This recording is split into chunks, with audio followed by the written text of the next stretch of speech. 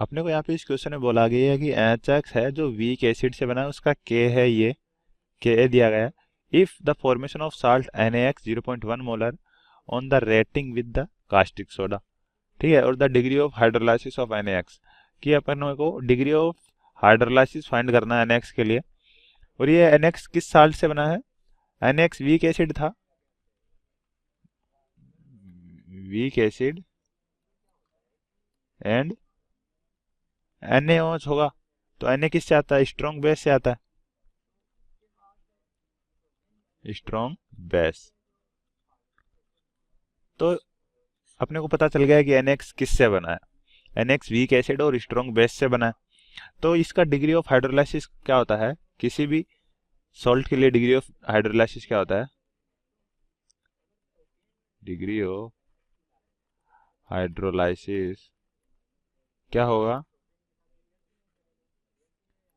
KW upon C of K, की concentration उस salt की इनटू K, जो जिस एसिड से बना, वीक एसिड से बना।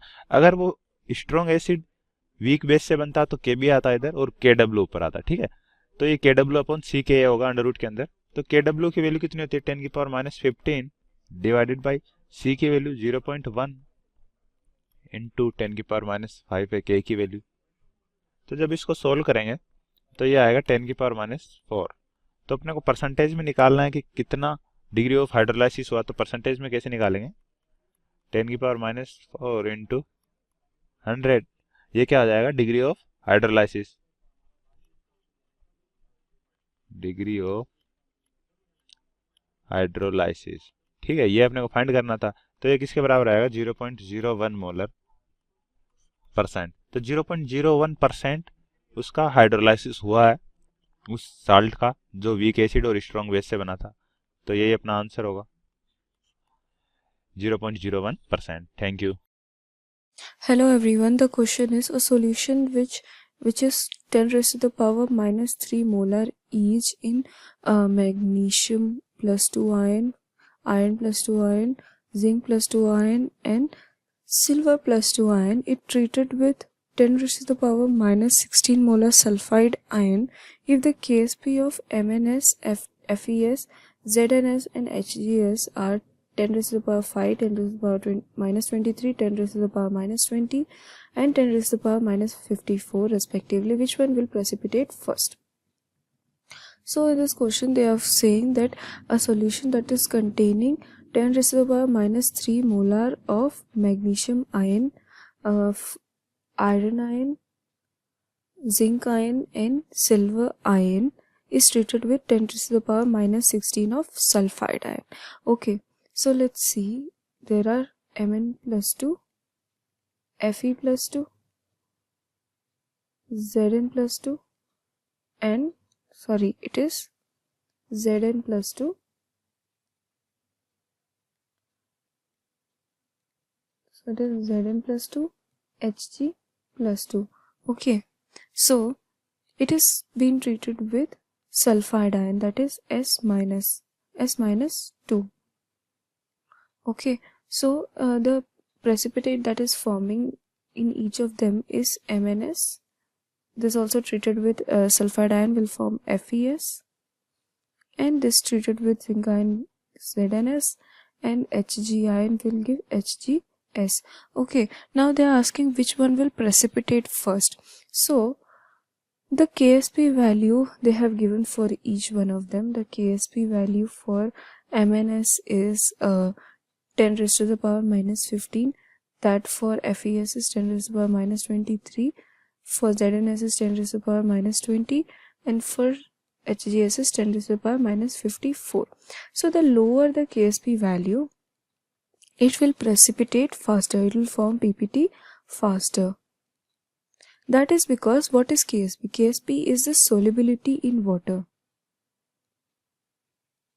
Solubility in water. Now, if the value of Ksp is less, that means it is not soluble, not that much soluble in water, and thus it will form precipitate faster.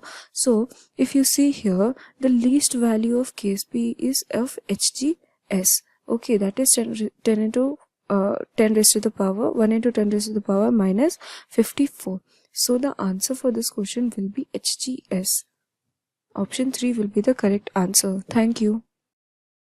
Question is आपको identify करना है the correct order of solubility of Na2S, CuS and then आपका क्या है ZnS in aqueous solution, right. So आपको यहाँ पर क्या सॉलिबिलिटी का करेक्ट ऑर्डर आपको यहाँ पर बताना है, राइट. सो देखो हम कैसे कर सकते हैं, हम इसको कैसे कर सकते हैं. देखो आपको यहाँ पर क्या पहले फजान्स रूल आपको पता होना चाहिए कि फजान्स रूल के अकॉर्डिंग हम सॉलिबिलिटी देख पाएंगे.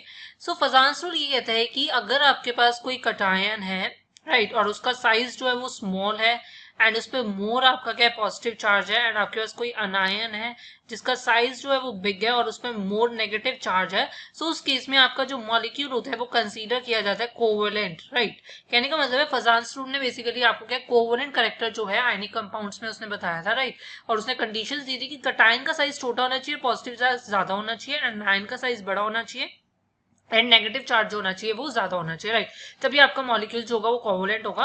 अब हमारे पास यहाँ पर जो कंपाउंड्स है वो आपके क्या है Na2S है और CuS है और आपके पास क्या है ZnS है, राइट.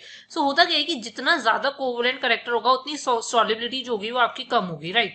अब ऐसा इसलिए होता है बिकॉज आप देखो हम इसका एक्वस सॉल्यूशन में हम सॉलिबिलिटी देख रहे हैं, मतलब वाटर में, राइट. और आपको पता है कि वाटर जो होता है ये पोलर इन नेचर होता है, राइट. सो अगर कोवेलेंट कैरेक्टर ज्यादा होगा सो आपको पता है कि लाइक डिसॉल्व्स लाइक. अगर कोवेलेंट कैरेक्टर ज्यादा है तो मतलब उसमें आयनिक कैरेक्टर जो है वो कम है. अगर आयनिक कैरेक्टर कम है मतलब वो नॉन पोलर का मतलब सॉरी पोलर कम होगा. अगर वो पोलर कम है सो वो आपका H2O में डिसॉल्व कम होगा, इजंट इट. अब देखो हम कैसे यहाँ पर कोवेलेंट कैरेक्टर देखेंगे. आपको पता है कि Na2S में हमारे पास देखो अनायन तो सब में सेम है, आपके H2 negative and H2 negative, right. But हमारा जो कटायन है वो क्या है, इस केस में Na पॉजिटिव है, इस केस में Cu2 पॉजिटिव और इस केस में Zn2 पॉजिटिव.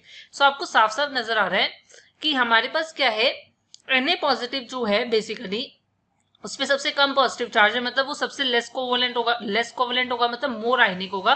तो इट मींस ये सबसे ज्यादा आपके पास क्या है सॉल्युबल होने वाला है, राइट. सो Na2S का तो सबसे ज्यादा होगा. बट अब अगर मैं बात करूं देखो Cu2 पॉजिटिव की और Zn2 पॉजिटिव की, सो आपको इतना समझना होगा कि Zn2 पॉजिटिव के केस में ये देखा जाता है कि Zn2 पॉजिटिव की जो पोलराइजिंग पावर होती है वो आपकी ज्यादा होती है, सॉरी कम होती है as compare to your Cu2 positive, right. अगर पोलराइजिंग पावर बेसिकली कटायन से रिलेटेड होती है कि यही हम कहेंगे कि आपका कटायन जो है वो कितना इजीली पोलराइज कर रहा है आपके अनायन को, राइट. सो पोलराइजिंग पावर की भी यही कंडीशंस होती हैं कि अगर किसी कटायन का साइज छोटा है और उस पर चार्ज ज्यादा होता है, सो उस केस में उसकी पोलराइजिंग पावर जो होती है वो ज्यादा होती है, right. So that is related to this only. और अगर पोलराइजिंग पावर ज्यादा होगी सो कोवेलेंट कैरेक्टर भी क्या होगा आपका ज्यादा होने वाला है, राइट. सो अगर मैं बात करती हूँ यहाँ पर तो देखो Cu2 पॉजिटिव की पोलराइजिंग पावर ज्यादा होती है, मतलब कोवेलेंट कैरेक्टर ज्यादा होगा. कोवेलेंट कैरेक्टर ज्यादा होगा तो उसमें आयनिक कैरेक्टर कम होगा, सो इट मींस वो लेस पोलर होगा तो वो वाटर में कम डिसॉल्व करेगा, राइट. सो यहाँ पर फिर आपके पास कौन आएगा Cu2S और सब बीच में फिर आपका कौन आ जाएगा ZnS, राइट. सॉरी CuS है आपका ये, नॉट 2S. क्लियर. सो ये ऑर्डर बेसिकली आपको देखने को मिलेगा फॉर योर सॉलिबिलिटी. सो इस तरीके से आप कर सकते थे कि जिसमें कोवेलेंट कैरेक्टर ज्यादा होता है उसमें आपके पास क्या है तो उसकी सॉलिबिलिटी जो होगी वो कम होगी, राइट. सो यहाँ से आपका जो ऑर्डर है वो आपका ऑप्शन 4 यहाँ पर करेक्ट होने वाला है. Thank you. अपने को इस क्वेश्चन में बोला है कि स्पायरगली सोलेबल सॉल्ट है कोई भी APBQ, ठीक है, ये सॉल्ट है. और बोला कि the relationship of the solubility product LS with the solubility S, कि LS और सोलेबिलिटी प्रोडक्ट में अपने को रिलेशन फाइंड करना है. तो अपने को सॉल्ट क्या दिया गया है APBQ दिया गया है, ठीक है. तो जब ये डिसोसिएशन होगा तो किस तरीके से होगा A+ B-, तो फिर ये P ये क्यों, ये इसकी बैलेंस रिएक्शन हो गई, आयनिक रिएक्शन हो गई. तो सोलिबिलिटी क्या माननी है S माननी है. तो A की S होगी तो PS की क्या होगी PS, और QB की क्या होगी QS, ठीक है. तो अपने ये इनकी कंसंट्रेशन आ गई, ये दोनों कंसंट्रेशन आ गई. तो KS पे क्या होगा A+ की कंसंट्रेशन की पावर P, B- की कंसंट्रेशन की पावर Q. तो A+ की कंसंट्रेशन कितनी PS, तो PS की पावर P, QS की पावर Q, ठीक है. ये अपने को सोल्व करना है. तो यहाँ से क्या आएगा P की पावर P, Q की पावर Q, और फिर क्या आएगा S की पावर P प्लस Q. ये अपनी क्या आएगी LS. सोलिबिलिटी प्रोडक्ट को उसने बोला था क्वेश्चन में एल एस के साथ रिलेशन फाइंड करना है, सोलिबिलिटी एस दी गई है एक की, तो ए की एस थी तो पी एस, पी मोलिकुलर है एक है तो पी एस क्यू एस, तो सोलिबिलिटी प्रोडक्ट क्या होता है, ए ये होता है, ये अपना फॉर्मूला होता है के एस पी का। तो हमने यहाँ पे ए प्लस की कंसेंट्रेशन और बी माइनस की कंसेंट्रेशन रखी, तो अपना फाइनली आंसर ये आया, जो कि कौन से ऑप्शन में है कि S P plus Q P P Q P, तो अपना फर्स्ट ऑप्शन अपना आंसर हो जाएगा, ये अपना आंसर होगा। Thank you.